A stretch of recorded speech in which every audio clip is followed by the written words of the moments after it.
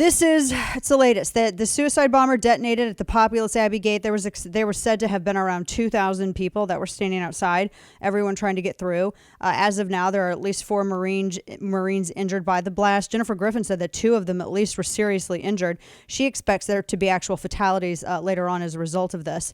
She says now... and not her, but everyone kept wondering who was it that carried this out. And this is why I think that you need to understand the lay of the land. I don't care if you never ever want to, go to Afghanistan or anything else. I think it's very important that you understand the lay of the land with us.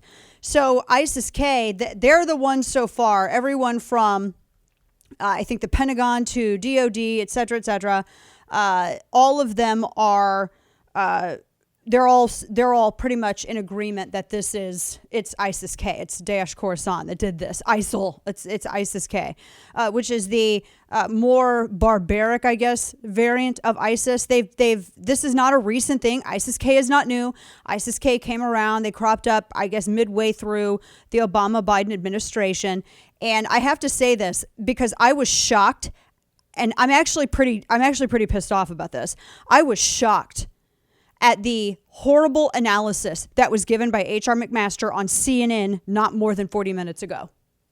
Horrible, horrible analysis. McMaster this is propaganda. This guy, first off, H.R. McMaster is part of the military-industrial complex. This guy is War Inc. This guy is the guy who's totally fine sending everybody's kids to get killed because it enriches him. Oh, oh man, capital L libertarians have nothing on me when it comes to my opinion on H.R. McMaster. So, not a fan. McMaster, he's supposed to be national security, all this other stuff, Obama-Biden holdover. He was actually saying that this was directed by the Taliban. Now, I'm not defending the Taliban. All terrorist groups are part of the same dog. I think ISIS-K gets to be the butthole. They're all part of the same dog. I'm going to put it very simply, so we can speed through this. So he was saying that the ISIS attack, that this was probably committed at the behest of Taliban. And this is absolute this is disinformation. Because Taliban were also wounded in this. Now, here's the other thing to think about. ISIS-K, and I've talked about this. This is why I've been setting this up, and I've been very gradually talking to you about ISIS-K.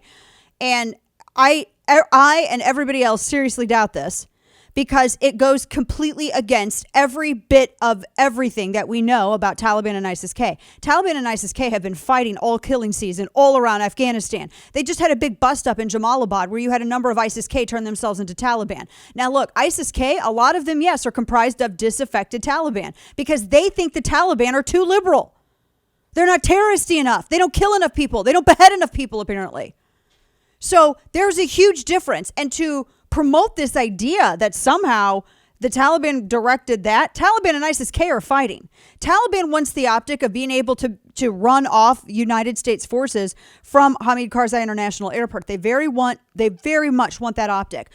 ISIS-K wants to just murder everyone in their path. Now, I don't think for one second that Taliban would not, in a very what was the saying during the Obama administration? That even, there's always an opportunity, or you can always make, never let a good crisis go to waste. All of this, every bit of this, I do believe that they would exploit something like this for their own gain. But no, nor does anybody else who's ever paid one iota of attention to anything that's ever happened over in the Middle East for the past 15 years think that this was something that was directed by Taliban.